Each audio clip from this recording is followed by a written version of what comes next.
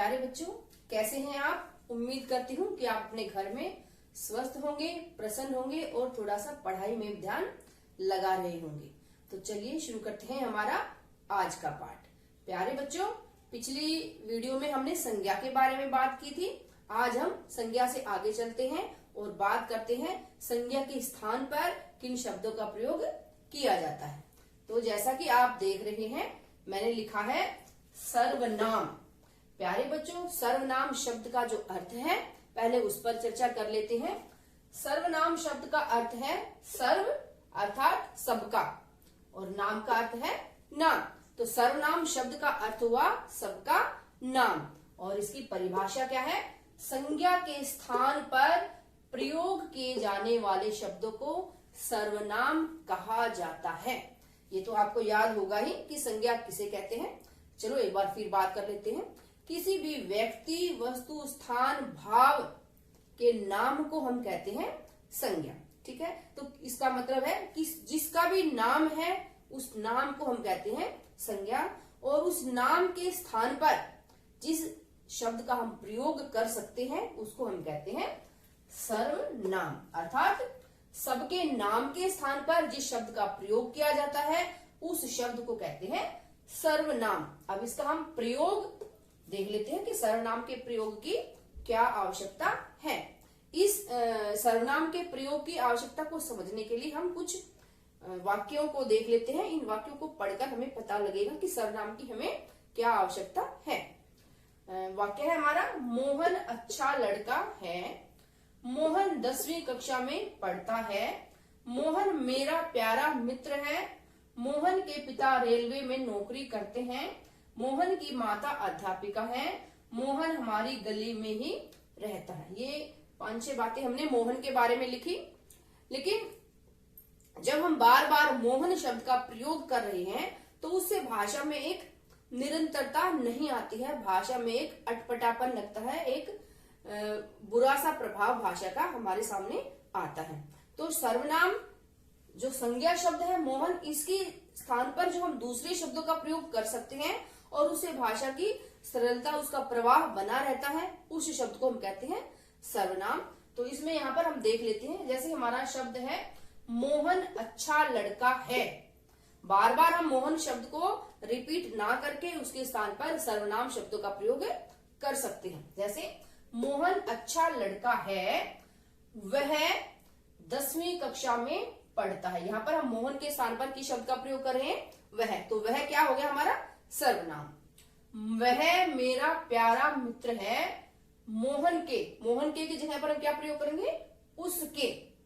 उसके पिता रेलवे में नौकरी करते हैं, उसकी माता अध्यापिका है, वह हमारी गली में ही रहता है। तो आप समझ ही गए होंगे कि संज्ञा के स्थान पर जिन शब्दों का प्रयोग करके हम भाषा की प्रवाहमयता को बनाए रख सकते हैं उनको हम कहते हैं सर्वनाम।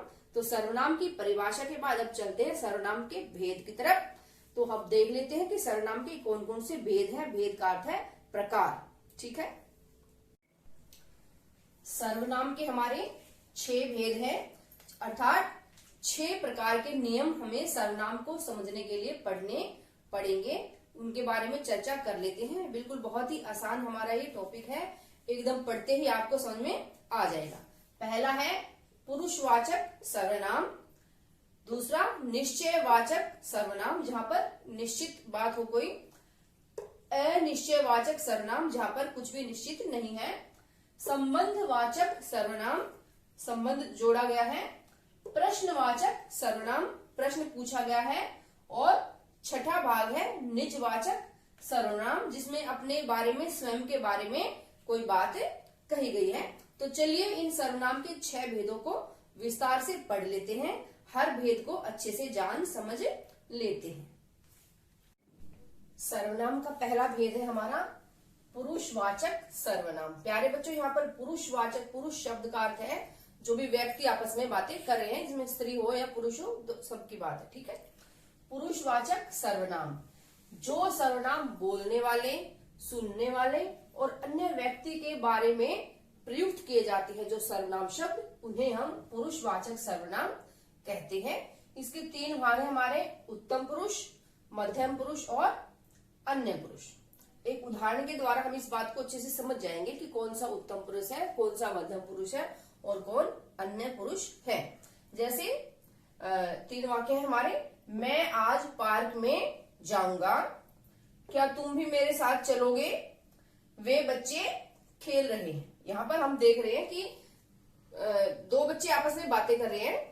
पहला बच्चा कहता है कि मैं आज पार्क में जाऊंगा। यहाँ पर मैं अपने बारे में बात की है, तो यहाँ पर ये जो मैं शब्द है ये किस सर्वनाम का सूचक है? ये है हमारा उत्तम पुरुष का सूचक है। जो व्यक्ति, वक्ता, बोलने वाला अपने बारे में बात करता है वहां पर हम उसे कहते हैं उत्तम पुरुष।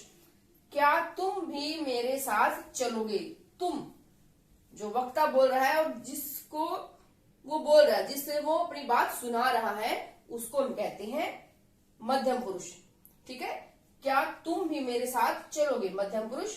वे बच्चे खेल रहे हैं। यहाँ पर बात आ गई वे, जो कि ना सुन रहे हैं और ना बोल रहे हैं, बल्कि अन्य हैं, जो दूसरे हैं, दूर हैं, उनको हम कहेंगे अन्य पुरुष। ठीक है। अब देख लेते हैं उत्तम पुरुष में कौन कौन से शब्द आते हैं। मैं, हम, मुझे, हमारा, हमें आदि।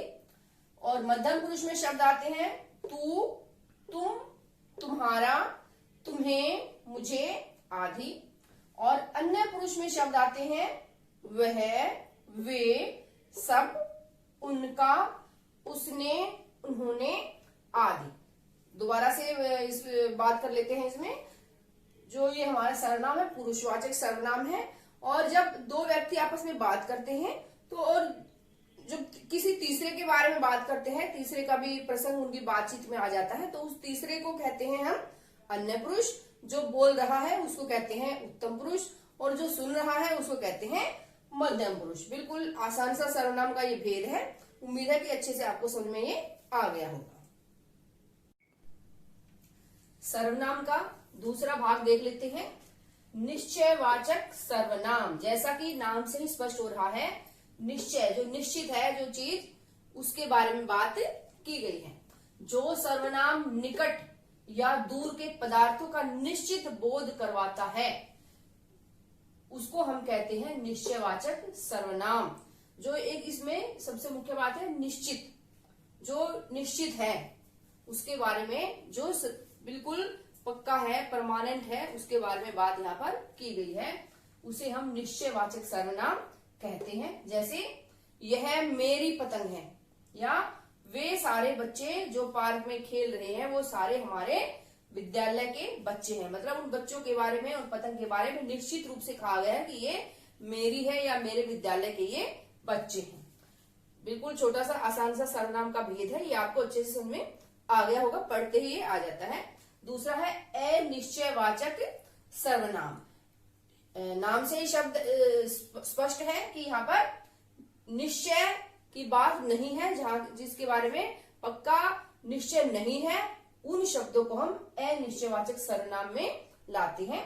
जो सर्वनाम किसी व्यक्ति, वस्तु या घटना का निश्चित बोध नहीं करवाते हैं, ठीक है, निश्चित बोध नहीं करवाते हैं, उन्हें हम अनिश्चयवाचक सर्वनाम के अंतर्गत लेते हैं। जैसे उदाहरण है, बाहर कोई आया है। बाहर मतलब कोई आया है, ये निश्चित नहीं है कि कौन आया है, लेकिन कोई आया है बाहर, तो यहाँ पर कोई जो शब्द है वो अनिश्चय का बोध करवाता है, तो ये अनिश्चय सर्वनाम का उदाहरण है। दूसरा है, कुछ आदमी गली में नारे लगा रहे हैं। कुछ आदमी, कुछ व्यक्ति गली में नारे लगा रहे हैं, तो यहाँ पर भी निश्चित नहीं है कि कौन व्यक्ति है, इसलिए यहाँ पर अनिश्चयवाचक सर्वनाम का ये हमारा उदाहरण है। अगला हमारा सर्वनाम का भेद है संबंधवाचक सर्वनाम। संबंध दर्शाने वाले शब्द। जो सर्वनाम शब्द वाक्य में प्रयुक्त, जिस भी वाक्य की हम बात कर रहे हैं उस वाक्य में प्रयोग किए गए अन्य संज्ञा और सर्वनाम शब्दों से आपस में संबंध स्थापित करते हैं, उन शब्दों को हम संबंधवाचक सर्वनाम कहते हैं। जैसे उदाहरण है हमारा, जिसकी लाठी उसकी भैंस। ये हमारी कुछ लोकोक्तियां हैं। जिसकी लाठी उसकी भैंस। लाठी और भैंस का जो संबंध है वो इन शब्दों के द्वारा जोड़ा गया है। जो बोएगा सो काटेगा। अब जो और सो का जो संबंध है बोने और काटने से जोड़ा गया है। अगला है जैसा करोगे वैसा भरोगे। जैसा और वैसा का संबंध जोड़ा है। जो गरजते हैं वो बरसते नहीं। अब आप कहेंगे कि सारी ही लोकोक्तियां ले ली आपने, इसके अलावा भी बहुत जगह इस सर्वनाम का प्रयोग होता है। जैसे जिसने चोरी की है वह पकड़ा जाएगा। जिसने चोरी की है वह पकड़ा जाएगा। ठीक है, तो ये कुछ उदाहरण हैं जो संबंधवाचक सर्वनाम से संबंधित है। बहुत आसान ये सर्वनाम है और बिल्कुल पढ़ते ही आपको आसानी से याद हो जाएगा। अगर आपको समझ में ना आए तो आप स्क्रीनशॉट भी ले सकते हैं और वीडियो को दोबारा से भी देख सकते हैं। चलिए सर्वनाम का अगला भेद देख लेते हैं। प्यारे बच्चों, अगला हमारा भेद है प्रश्नवाचक सर्वनाम। प्रश्न, जिस वाक्य में प्रश्न पूछा जाता है, प्रश्न, वहां पर हम प्रश्नवाचक सर्वनाम कहते हैं। इसकी परिभाषा देख लेते हैं। जिन सर्वनामों में किसी व्यक्ति, वस्तु अथवा घटना के बारे में प्रश्न पूछा जाता है तो वहां पर हम प्रश्नवाचक सर्वनाम कहते हैं। जैसे कि उदाहरण देख लेते हैं। यह गमला किसने तोड़ा? ये एक प्रश्न पूछा गया है। तुम वहां क्या कर रहे हो? ये भी एक प्रश्न है। वे सब कहाँ चले गए? ये खिलौने किसके हैं? ये सारे ही प्रश्न हैं। और प्रश्न, जिन शब्दों के द्वारा प्रश्न बना है उन शब्दों को हम प्रश्नवाचक सर्वनाम कहते हैं। बहुत आसान सा ये सर्वनाम है प्यारे बच्चों, बिल्कुल अच्छे से आपको पढ़ते ही समझ में आ गया होगा। अगला हमारा सर्वनाम का भेद है निजवाचक सर्वनाम। निज शब्द का अर्थ होता है अपने आप के लिए, स्वयं के लिए जो प्रयुक्त किया जाता है शब्द, उसको हम कहते हैं निजवाचक सर्वनाम। जो सर्वनाम अपने स्वयं के लिए प्रयुक्त किए जाते हैं। प्रयुक्त शब्द का अर्थ है प्यारे बच्चों प्रयोग किए जाते हैं। जो सर्वनाम स्वयं अपने लिए प्रयोग किए जाते हैं उन्हें हम निजवाचक सर्वनाम कहते हैं। उदाहरण देख लेते हैं। मैं आप ही घर आ जाऊंगा। कोई बच्चा कह रहा है मम्मी पापा से या फ्रेंड से कि मैं अपने आप ही घर आ जाऊंगा। यहाँ पर अपने आप का मतलब, आपका मतलब कि स्वयं, खुद। गांधी जी अपना सारा काम स्वयं करते थे। तो यहाँ पर भी स्पष्ट है कि गांधी जी अपना सारा काम खुद अपने आप ही करते थे। उसने अपने आप यह चित्र बनाया है। मतलब उसने यह चित्र अपने आप बनाया है, बिना किसी की सहायता के बनाया है। तो यहाँ पर अपने आप जो शब्द का प्रयोग है चित्र बनाने वाले के लिए, स्वयं के लिए किया गया है। तो ये हमारा आज का पाठ था प्यारे बच्चों। सर्वनाम और उसकी परिभाषा और उसके भेद हमने आज के पाठ में जाने हैं। बहुत ही आसान हमारा ये टॉपिक है और मैं उम्मीद करती हूँ प्यारे बच्चों कि पढ़ते ही आपको ये समझ में आ गया होगा। तो इसी प्रकार से पढ़ना जारी रखिए और हिंदी भाषा का अपना ज्ञान बढ़ाते रहिए। जल्दी ही मिलते हैं एक नई वीडियो के साथ आपके ज्ञान को बढ़ाने के लिए, ज्ञान की वृद्धि करने के लिए।